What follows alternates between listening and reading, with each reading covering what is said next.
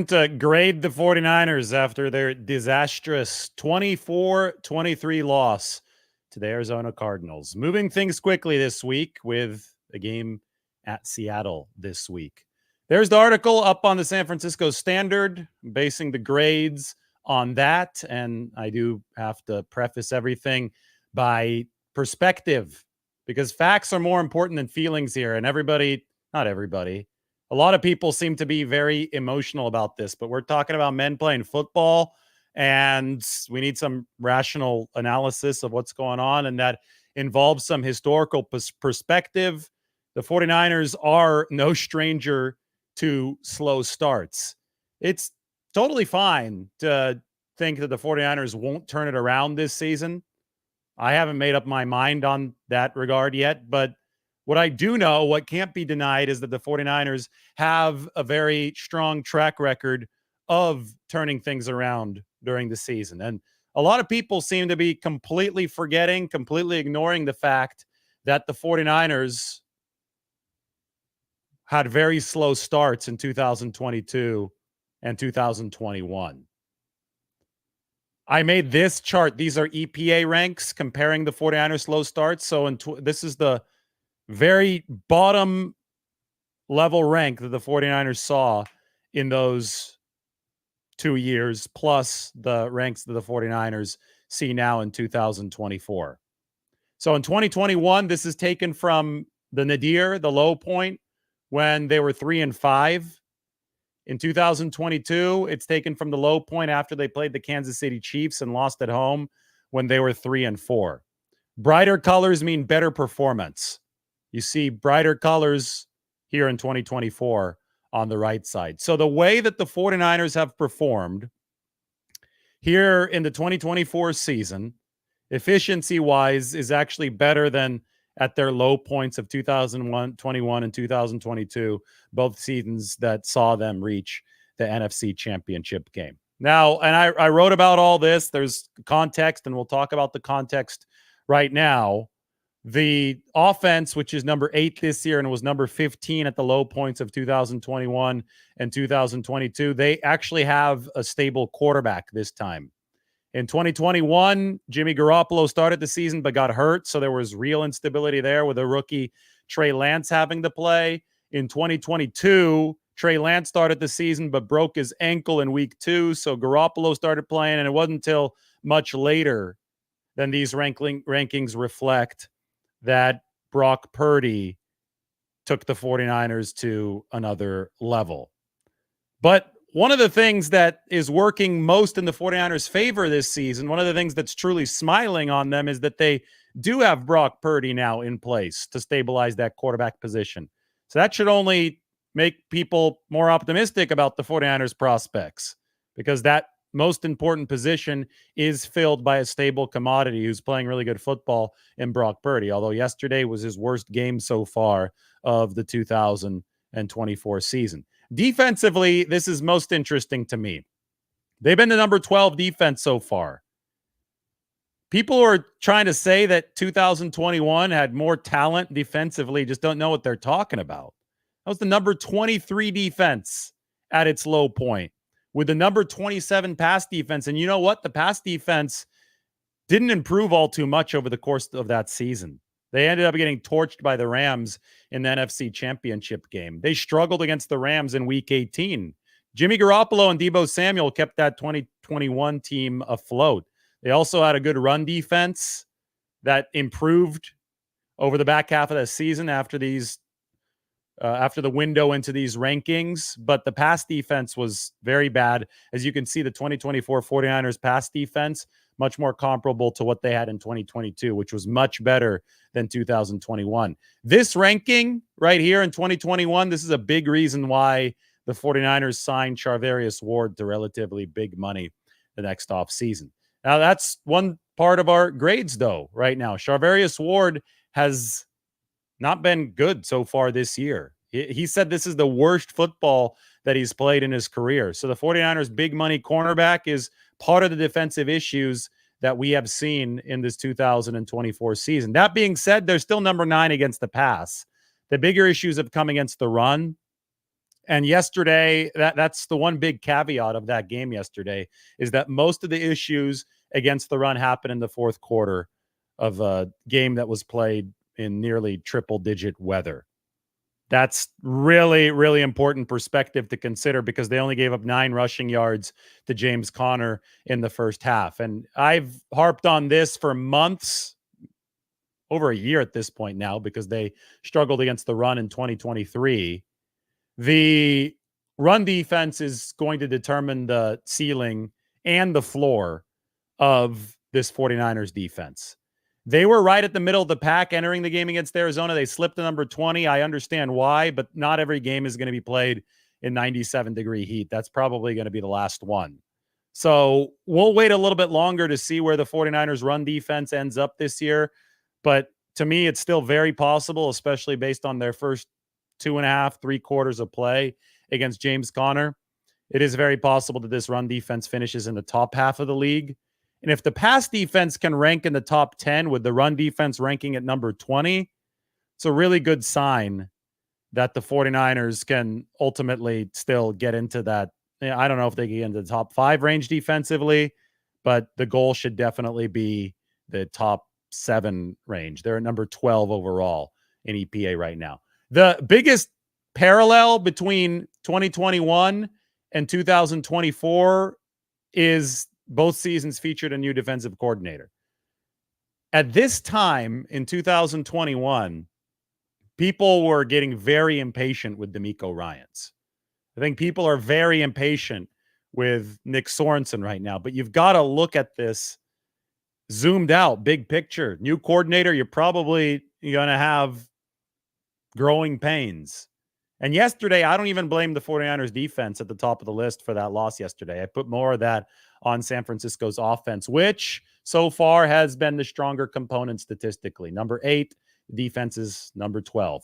The goal for San Francisco needs to be to move the offensive and the defensive ranking, both of them, into the top 5. They're number 8 offense. They're number 12 defense right now. They still have a lot of football left to be played. Can they move both the offense and the defense into the top 5? From 8 to 5 or better offensively, from 12 to 5 or better defensively. If you can do that, you've got a good chance to win the Super Bowl. I don't think it's that far off based on what we look at efficiency-wise there. And when we watch the tape of these games, you see the turnovers. Those are the main culprits. Those are the things that are separating the 49ers from being where they want to be right now. They haven't lost by a whole large amount of combined points in their 3 defeats. And yesterday, especially, it came down to the giveaways for the 49ers. A couple of tipped interceptions, and then the Jordan Mason fumble was especially damaging for the 49ers on that second to last drive of the game. They had moved the ball straight down the field. George Kittle had completed a big 3rd down conversion. Brock Purdy had a roll out away from the pressure, found Kittle underneath. He was about 5 yards short of the sticks, found a way to cut up field, fight his way to a 1st down. That immediately preceded the Jordan Mason fumble, and then the 49ers defense was overexposed the rest of the way. Can't overexpose a defense on a 97-degree afternoon, but the 49ers offense did exactly that. Anyway, Nick Bosa said we've been through worse. This is the article up on the Standard that you can check out. I just tweeted it out as well. Zoom out a bit so you could see the start of the piece. His quote was, I thought, a really strong one. I'll read it to you. This organization, since Kyle's taken over, has found ways to win, Bosa said. If you're turning the ball over and you're not making those plays on defense in those crucial moments, you're going to lose in the NFL. I haven't lost any confidence in the team. It's early. It's a long year. We've been through worse, and I think we'll respond well. Well, he's right about it being early and that the 49ers have been through worse. That's what this is there to illustrate. Now it's a matter of seeing how they respond this season. You know, these emotional overreactions that take no inventory of what's happened in the past, including the very recent past, they always hate when you actually do bring up that history because all of a sudden there's too much logic involved. Facts and feelings don't necessarily get along. And immediately after these games, that's when everybody's all in their feelings, right? That's when everything is emotional. But then over time, you let a few hours and then a couple days pass and you realize, wait, the 49ers have been through periods of poor play that are worse than this, and they turned it around from there. And you realize, okay, well, they do have a track record. And you say, well, they have different players this year, different coaches this year, but they have a lot of the same superstars. Maybe we should just wait and see how this plays out. And the good news for the 49ers is, I think this is good news for them. Most of the guys agreed that it was good news in the locker room. They said that you play Thursday, you get out of your feelings a whole lot quicker. You start to apply the facts. You start to apply the actual process of improvement because you have to, because you play on Thursday night. And if you win, you're going to be in first place in the NFC West. Anyway, we will look at the 49ers grades now, go through this position by position, and talk about the individual performances everywhere, the guys who stood out, the shortcomings of the 49ers effort against Arizona. We could all condense it and package it into the presentation of grades, which is why I really like doing this. So I'm going to zoom down. We have our chart in there, and we're going to start with quarterback. I give Brock Purdy a C in this game. I thought that anytime you go 1 of 6 in the red zone, some of it's going to come back down on the quarterback. I thought that some of it did indeed come back down on Brock Purdy yesterday. The most obvious one was where he did complete the pass to George Kittle, but he double clutched, threw it late, and Kittle wasn't able to get into the end zone. The 49ers, simply put, they have to be better than number 30 in red zone efficiency. They were number 1 last year. They've dropped from 1 to 30. Purdy's got to be part of that. Purdy, in the middle of the field yesterday, still did some sensational stuff. There was the one throw that was put right where Brandon Ayuk could get it. Ayuk climbed the ladder to catch it. It amazed even Tom Brady early on. There was that initial scramble from Brock Purdy where he ran backwards slightly to juke out the defender who was chasing him and allowed him to turn the corner, pick up a few positive yards. I mean, he's dazzled with his legs. He's dazzled with his arm. But every week is going to bring a new challenge. But the one constant this year that's been a challenge for the 49ers throughout has been punching the ball in the red zone without Christian McCaffrey. And Brock Purdy is going to have to elevate his game for the 49ers to make that happen, for them to get that touchdown rate above 50%. 68% was the number, the red zone touchdown rate number last season. That was number 1 in NFL. I don't expect them to be at the same level without McCaffrey. He's one of the best players in football. I don't expect them to be down at 40% either. That's where they're at now to rank number 30. So there's a big gap. There's a 28-point gap between 40% and 68%. Can the 49ers, what if they split the difference? That's what, 28 divided by 14? 28 divided by 2 equals 14. So that's going to be 54%. I actually think that would be acceptable for the 49ers. They entered this past game at 50%. If they had been just a few points higher at 54%, they probably would have had another win under their belts. If they had performed at 54% against Arizona instead of 1 of 6, they would have had another win under their belts for sure. So split the difference. 55% red zone efficiency. If you could hit that without Christian McCaffrey, then you get McCaffrey back and you can get back up into the 60s. That's great. But you're not asking for the world here, and I can't give Purdy a grade higher than a C when the 49ers only go 1 of 6 in the red zone. He's doing so much well, and that remains true from weeks 1 to 4. But it's really time for the 49ers to fix this issue, which has been a persistent one throughout the season, going back to week 1 when Jake Moody had to kick 6 field goals for San Francisco. Running backs and the fullback position, they get a D in this game. Jordan Mason fumbled the ball away at a time when you simply can't fumble it away, point blank. The 49ers also were not particularly efficient running the football in this game. They weren't efficient at all, actually. I sugarcoated that by saying not particularly efficient. They were terrible when it came to rushing efficiency. Look at the Cardinals. Green and darker green is good. Purple and darker purple is bad. The Arizona Cardinals, they ran the ball efficiently, and they ground the 49ers down over the course of the game. One of the reasons they were able to do so is because the 49ers did not run the ball efficiently. Now, Arizona put up a bunch of six-man fronts and 3-4 base defense and formations that were designed to stop the 49ers run game, make it less efficient. They succeeded for most of the game, and then they ended up succeeding late, even when Jordan Mason started breaking out some bigger runs because Mason fumbled at the biggest part of the game. So I give Jordan Mason and the 49ers running back room because Guerrero didn't get all too many carries. He looked okay on some of them, still not decisive enough yet, but I give the room a D because negative 0.27 per rush, which includes the Mason fumble, which really hurt the 49ers, and only a 30% success rate. When Arizona's success rate on those runs was 52%, that's a big discrepancy.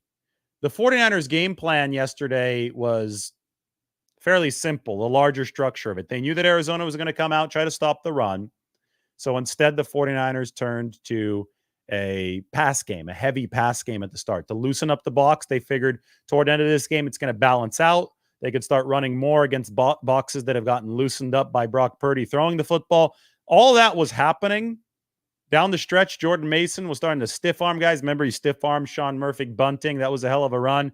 Ended up with 89 yards, but then he fumbled the football away at the most critical possible moment. The 49ers were up 23-21. They had a chance to ice the game, and instead he fumbled.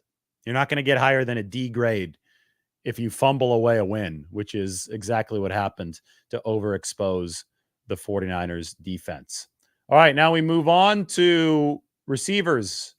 C+ for the receivers. Maybe we could grade them separately. Brandon Ayuk, A-. He dropped one pass, but he caught 8 for nearly 170, right? What was it, 174? 8 for 174, or was it 147? It was 8 for over 100 yards. First time over 100 yards since the contract was signed about a month ago. Not surprising timing with Brandon Ayuk showing up in the stat sheet. It took about a month post-contract for Brandon Ayuk to fully find his form for the 49ers. But the other two guys, Juwan Jennings and Deebo Samuel, combined for 2 catches and 24 yards.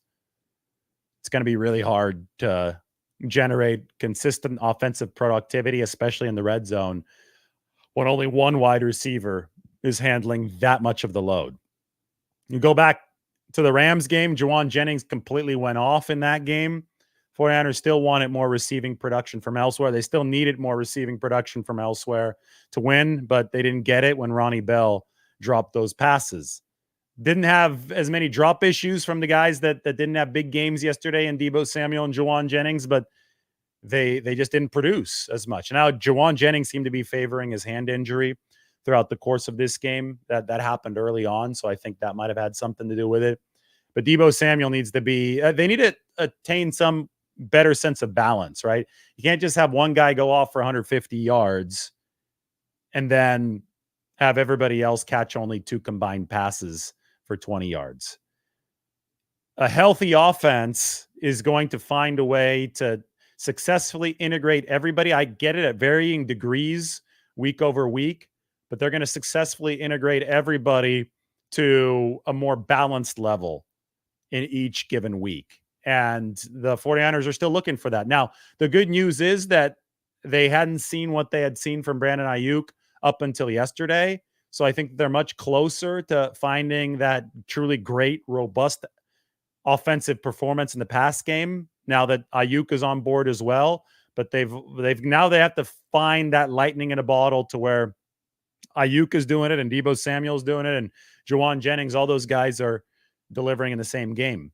I remember the game at Seattle last year, and I think that's relevant because they're about to head up there now again, where Juwan Jennings had the big time yak where he was throwing DBs out of his way and picking up a first down. And then Brandon Ayuk caught the dagger on the little post, the skinny post from Brock Purdy that was positioned perfectly in the middle of the zone defense. So I remember multiple receivers delivering in the same game for the 49ers. Similar things can happen for San Francisco moving forward. I think they've got the individual components to do it, but now it all has to be linked together. So I give the receivers a C plus because we only saw the really good game from one of them yesterday in Brandon Ayuk. I also will continue to maintain that Brandon could have stayed in bounds, and he should have stayed in bounds instead of giving up the Sean Murphy bunting there on that big play earlier in the game. The 49ers ended up not scoring a touchdown on that drive. That was a field goal drive. So a lot of impressive yak from Brandon Ayuk early on that play, but then Murphy Bunting is not a big cornerback, and Ayuk did not take him on. He decided to just run out of bounds. And I've seen Ayuk hurdle over people for scores. I've seen him cut back in bounds. I've seen him truck people. He's an extremely physical receiver when he wants to be. I don't usually see 49ers receivers or tight ends just step out of bounds in situations like we saw Brandon Ayuk step out of bounds on that play. So it might have cost the 49ers 4 points because they only scored 3 on that drive instead of 7. And if we're talking about red zone issues, well, we have to trace them back to where they might have started. And when you're not fully given everything to score on any given play, well, that can affect the plays downstream, right? That obviously minimizes your overall chances. Overall, though, a really good game from Brandon Ayuk, and the 49ers will have to take that and combine it with good games for other receivers moving forward, possibly as soon as this weekend or this Thursday, because they're facing some good Seattle cornerbacks this weekend. Although Seattle corners who aren't as nearly as physical as the Legion of Boom was. Witherspoon, Tariq Woolen. I mean, these are guys the 49ers have trucked and run over in the past. Detroit, David Montgomery, Iowa State product, trucked over them on Monday Night Football just last week. So the 49ers, I think, on paper have an advantage over what Seattle brings to the table in the defensive backfield from a physical sense, and they do need to try to dominate this game from that size standpoint again on Thursday night. Tight end, I give George Kittle, who had 58 snaps, and Eric Saubert, who had 13 snaps, a B+. Kittle dropped one pass in this game, but Jordan Mason had a big run on the very next down that quickly made up for it. So I'm not going to, dock Kittle two grades for that. He's consistently a good run blocker. And yesterday he was Brock Purdy's second favorite target after Brandon Ayuk.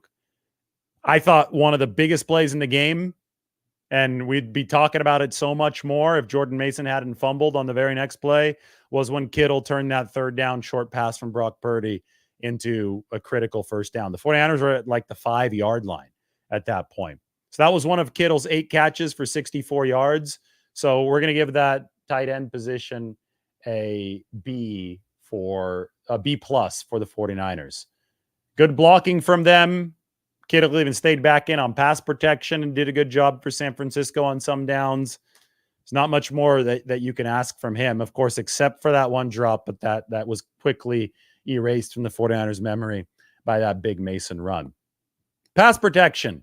Essentially, every 49ers offensive lineman gave up 2 or 3 pressures yesterday. It wasn't like the cleanest sheet for anybody, but it also wasn't a horrific game pass protection-wise. I've got the offensive linemen with a B in yesterday's game. Purdy didn't get sacked. He was able to escape whatever pressure did come his way. You look at games like the Rams loss where Colton McKivitz got beat clean by Byron Young before the field goal attempt that should have come at the end of the half, and that derailed the 49ers, ultimately ended up costing them the game in all likelihood because they didn't get to kick a field goal in the game that they lost by a field goal. But I look at stuff like that and I'm like, okay, pass protection had serious deficiencies in that instance. I didn't see serious deficiencies upon rewatching the game. I didn't see serious deficiencies upon my first watch of the game at Levi Stadium in pass protection yesterday. So, I mean, that's mildly good news for the 49ers. Can they still get better up front? Of course they can. But to me, the biggest issues offensively yesterday came from the lack of separation in the red zone and the turnovers. And I actually didn't see the turnovers as being the offensive line's fault. The last one where Purdy did get hit, that was a blitz that came in from the safety position for Arizona. And, Purdy himself said that he wasn't decisive enough in the red zone. It probably wasn't decisive enough on the 2 interception plays where George Kittle was open underneath. He was going for George Kittle on both of them, but Lopez was able to tip the ball on the first one. And then on the second one, the blitz got to Purdy so quickly that he wasn't able to get a clean throw off, and the ball fluttered in the air and turned into an interception. So unless you're putting that particular pressure on the offensive line, which Kyle Shanahan today said it wasn't the offensive line's fault because of the nature of the blitz, then the O-line should escape this game with a decent grade. And for them, I give a B. I understand that Arizona was running super stacked fronts against the run game early on. That's why the 49ers were more pass heavy. Thought the offensive line did a good enough job keeping Purdy upright. He only got hit twice in this game, so they could execute against those run heavy fronts. And unfortunately for the 49ers, that performance was for naught as they turned the ball over too much. But I can't blame that one on the O-line in this football game. Defensive line for the 49ers, also a B. I wrote this. The 49ers allowed Arizona running back James Conner to rack up a devastating 51 yards on 5.9 yards per carry in the fourth quarter. But that might be more of an indictment against the offense, which went scoreless in the second half and repeatedly turned the ball over to hang the defense out to dry with the temperature soaring toward triple digits. So in a hot game, you just can't overexpose your defense, point blank. You have to protect your defense. And you can do that, I think, more easily in a hot game because the other defense is also going to be tired. And we saw that happen for the 49ers. The Cardinals defense was tired. They were grinding them down, and then Jordan Mason fumbled the ball. That threw the 49ers defense back out onto the field with just minutes to go at the end of their rope. It was the point of the game where they were most exhausted. And of course, very predictably, James Conner racked up 51 yards on 5.9 yards per carry in the fourth quarter. It was the offense's job to keep the defense out of that position. I thought that over the first 2.5, 3 quarters, when James Conner only had those 9 rushing yards in the first half, 49ers were executing great run fits. 49ers were firing off the ball up front. Leonard Floyd had 3 pressures in this game. I almost thought he was offsides on a couple of them, but he wasn't. Good snap count timing from Leonard Floyd. Good get off. Nick Bosa was doing work on the other side. Don't forget the big interception from Nick Bosa in this game. It looked a lot like the 2019 interception. Defensive line gets a B for me. Probably would have been an A had they not been exposed in that last drive. But I'm definitely not dropping the grade from an A down to a C or a D based on something that should be the offense's fault. And that was the fact they didn't shield the 49ers defense. Bigger issues for San Francisco come at the linebacker position. The linebacker position, I gave him a C-. I don't know if Warner was full speed or not. I do know that the Cardinals prevented him from taking over the game, which is one thing that you have to do when you do face Fred Warner. I also do know that Devondre Campbell batted down a pass on 3rd down and 5 right before the 4th down that Kyler Murray converted to Marvin Harrison Jr. that if you watch on tape, might have been intercepted by Fred Warner. He was a little frustrated after he was dropping back in the coverage, and he thought that ball was headed toward him. Now, that's not Devondre Campbell's fault. That's not a negative play. Devondre Campbell knocked it down. That's what he's supposed to do. Just a bad break for the 49ers in that regard. If it would have gotten past Campbell, Warner might have picked it off. But the linebacker issues, I think, come in more when we looked at the zone reads yesterday from Kyler Murray. Devondre Campbell didn't seem fast enough to get out to the outside. He also was engaged in the block on the 50-yard touchdown. There were missed tackles for the 49ers at all levels. I'm going to talk about that a little bit more when we go to the defensive backs. But Campbell gave up 4 catches on 4 targets.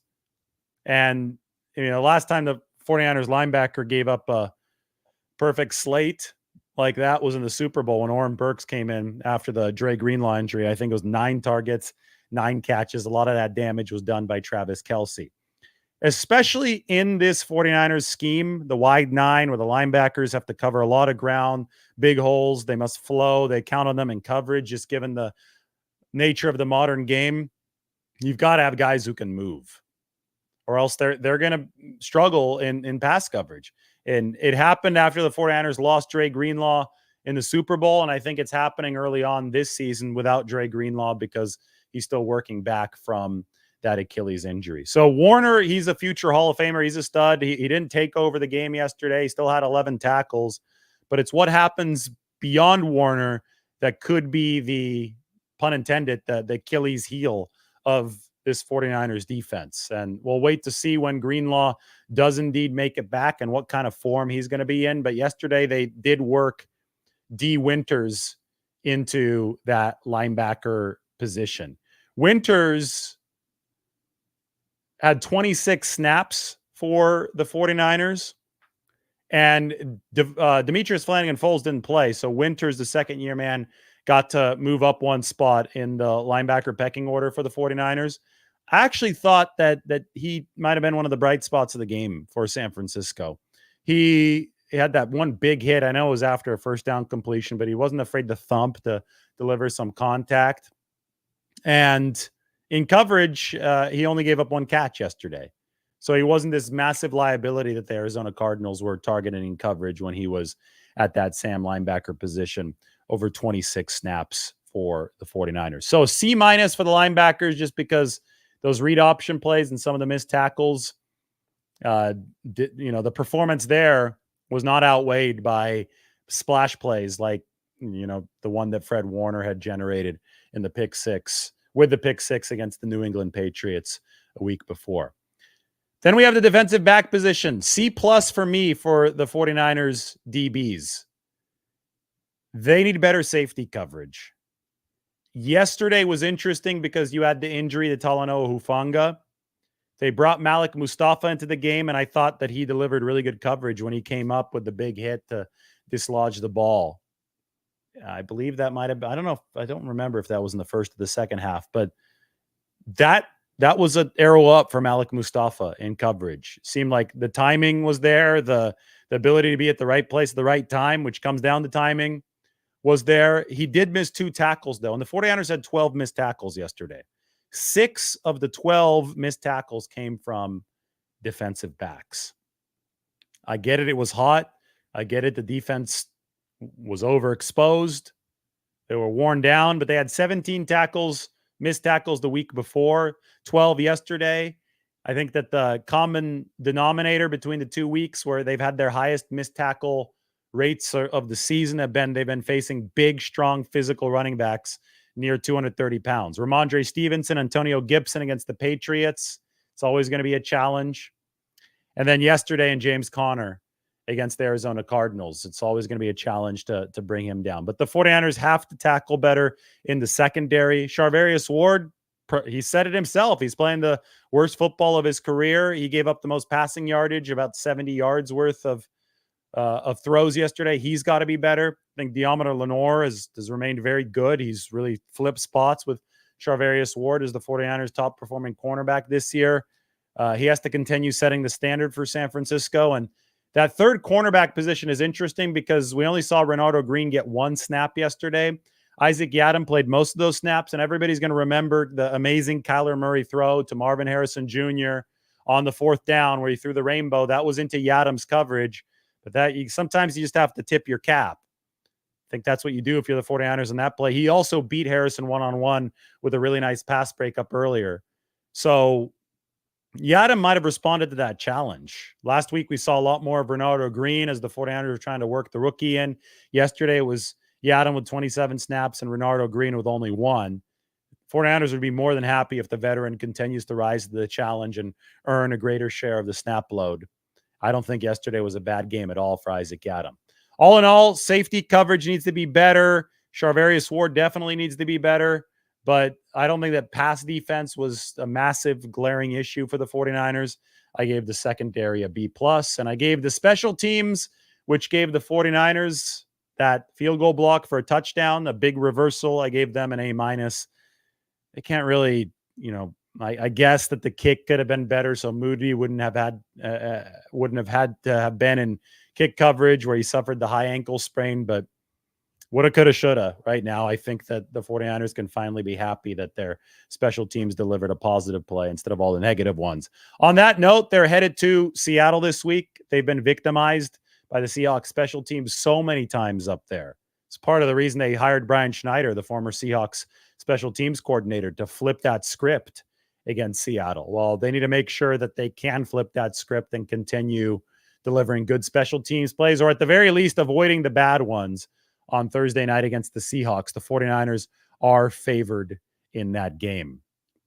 The 49ers are no strangers to slow starts. We'll put this back up there. I think this is the perspective graphic of this short week for the 49ers. This is one you could send all your friends, forward the channel, forward the tweet, whatever you consume this through. Make sure you check it out. If you're listening to this through the podcast, well, go to YouTube, go to Twitter, and you could see the graph, or the chart. But the 49ers are performing better efficiency-wise this year than they were when they were 3-5 in 2021 and 3-4 in 2022. Both of those two seasons saw impressive finishes for the 49ers. So they have to take a page from the turnaround playbook of the past to execute another turnaround this year. And it starts with a game in which they're favorites. They're actually favored to be the number one team in the division after Thursday. That's where the project starts for the 49ers. I think this is the perspective of the week. It really is. I crunched all these numbers today, got it up for you in the chart. So go ahead and check out the table. They have a better offense significantly than they did in 2021 or 2022 when they weren't playing well. And they have Brock Purdy now, which is big. It's a reason for the rank, and it's also a reason for optimism moving forward. And they also have a better pass defense, much better than they had in 2021. Lighter colors are better. 2024 is in this right-hand column for the 49ers. That defense is really, really interesting to me. And I don't view yesterday as a full representation of what the 49ers defense is going to become. Same reason why I didn't buy too far into stuff in 2021 early on, because D'Amico Ryans was new on the job, but also because yesterday it wasn't a great day to play run defense with the 49ers offense turning the ball over as many times as they did. They really overexposed the 49ers' own defense. Do I wade into the comments section or not? I'm not sure. Kind of want to go swim. And also Monday Night Football is going to be starting here in a few minutes. Maybe I take you guys all the way up through kickoff, though, because that way I could watch the game on my way up to the Dolphin Club. Then I go for a quick swim. I think I'm going to hit the Saints bar. They call it the Black Magic Voodoo Lounge in San Francisco. I think I'm going to hit the Saints bar to watch the second half of their game against the Kansas City Chiefs. Isn't that going to be fun?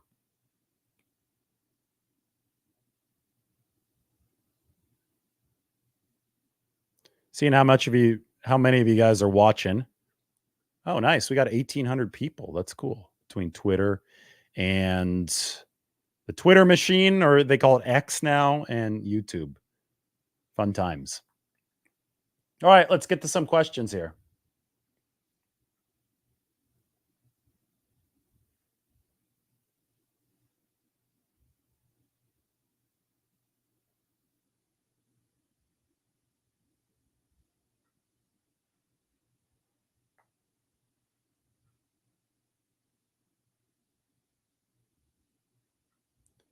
Chris says that Kansas City is the real mental test for this team. That's coming in week 7. But before they can pass that mental test, the 49ers have to go out and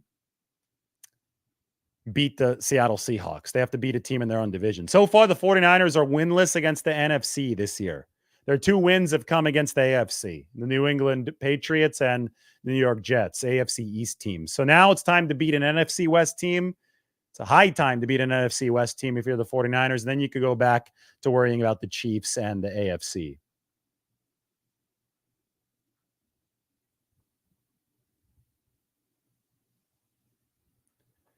Samuel says, I'm not sure how David is not calling out Kyle. What the hell do you even mean by calling out?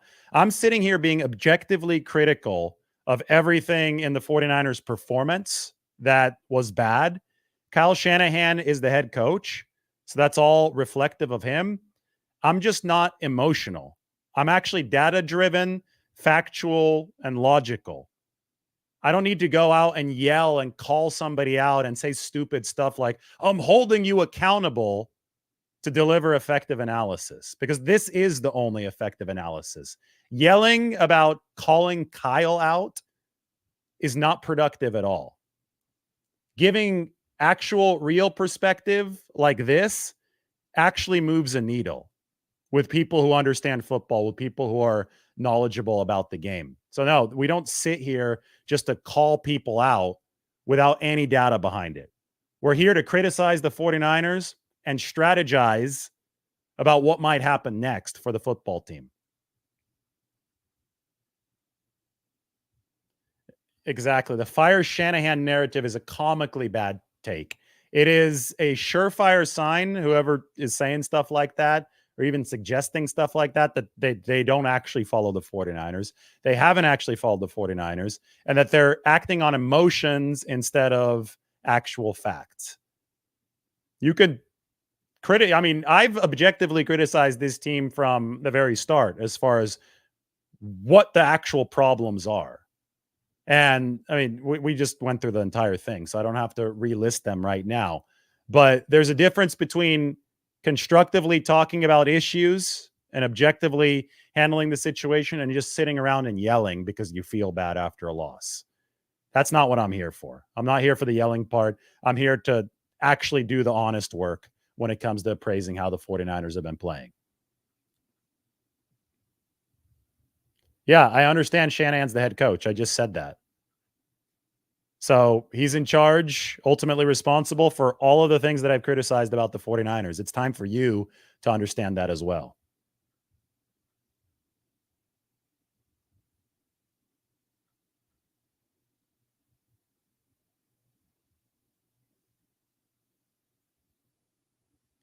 Elijah appreciates the analytical perspective. Well, I appreciate you, Elijah. Thank you.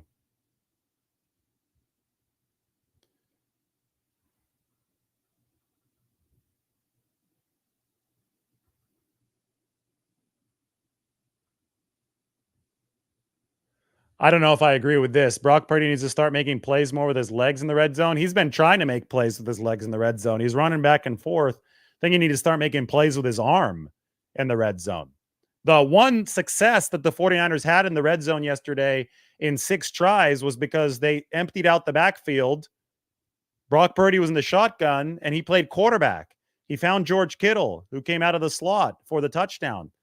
Without Christian McCaffrey, they're going to have to be precise in the pass game. There's not a whole lot of space in the red zone, so running around if you're Brock Purdy is probably not the recipe for the most consistent success. Shanahan's going to have to do a better job scheming guys open, and Purdy's going to have to do a better job of finding them. He himself said he's got to be more aggressive yesterday. Has to be quicker trigger for Brock Purdy. And so I don't agree with the take that he needs to create more with his legs in the red zone. He actually needs to create more with his arm when the 49ers are down there near the goal line.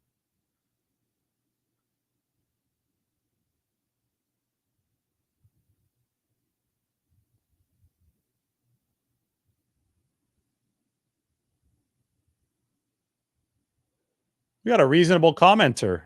Kind of enjoy that. Plenty of things to criticize about the 49ers right now, including missed tackles, which I've criticized, drop balls, which I've criticized. Shanahan play calling is at the bottom of the list. Yeah, anytime somebody's yelling about play calling, it's a dead-on indicator that it's a fake smart thing. They're not really grasping what they're seeing. The play calling gripes usually come back down to they're not running the ball enough. Their rushing efficiency was putrid yesterday. Arizona was lined up to stop the run. They had a 30% success rate running the football. Arizona, for comparison, was at 52%. They had a 49% success rate passing the football, which is not great for the 49ers, but still way better than what they were doing running the ball. So I mean, get over the play calling thing. I know it's easy. It's a lazy thing to say. Oh yeah, the play calling was bad. You don't know if it was bad or not. You don't know the X's and O's of things. You're just a fan. I'm not talking to Dice Game Network. I'm talking to people in general that want to be loudmouths. You're a fan sitting at home complaining about things that you're not an expert in. Like there are very, very tangible things to criticize from a more casual perspective, like fumbles, missed tackles, as Dice Game Network here says. But play calling is such a, it's such an undefinable thing. It's the knee jerk, lazy phrase that people will always turn to in these situations when the data actually shows us that the division between run and pass was fine. And the 49ers were moving the ball up and down the field. End of the day, you can't turn the ball over on all 4 of your second half drives, which is what they did. And the fumble, the ironic thing to me is that people are complaining about lack of running the ball when it was literally a running play that delivered the most devastating turnover where Jordan Mason fumbled. What are you supposed to do if you're Kyle Shanahan? I mean, you did call the run. You did establish the run. You established the run by passing. First of all, you set up the run with the passing game. You had the Cardinals right where you wanted them. You're wearing them down. And then Jordan Mason fumbles. I mean, he's been great so far this year, but he fumbled. And the 49ers didn't get as lucky as they did the week before when a couple of balls hit the ground. This time they lost the fumble, went to Arizona, overexposed their defense. Sometimes it just doesn't work out your way. Sometimes you lose. Sometimes you blow the lead because you don't play well enough. Shanahan's team did not play well enough yesterday, and they've got to play better. You can't, you have to look at things in the big picture, which is why I do my ultimate zoom outs. And this is where the 49ers are as a football team in 2024. It's the right column. They're the number 8 offense. They're the number 12 defense out of 32 teams. They are in a better spot than they were in 2021 when they were 3-5, and 2022 when they were 3-4. They're 2-3 right now. They salvaged it in both of those 2 seasons. Can they salvage it again? I think they can because they've got a stable, great quarterback in Brock Purdy. Didn't play a great game yesterday, but I think the data shows us that he can amp it back up to where it needs to be. And they've got a top half defense that definitely isn't perfect yet, but there's still a lot of meat left on the bone. And I think a lot of indicators show that this defense can take it up another level.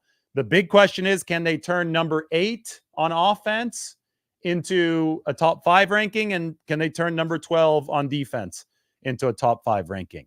Or can they turn 8 into number 1 on offense with Brock Purdy and get the defense somewhere in the top 9, top 8 range? That would work too. We'll find out if they can do that.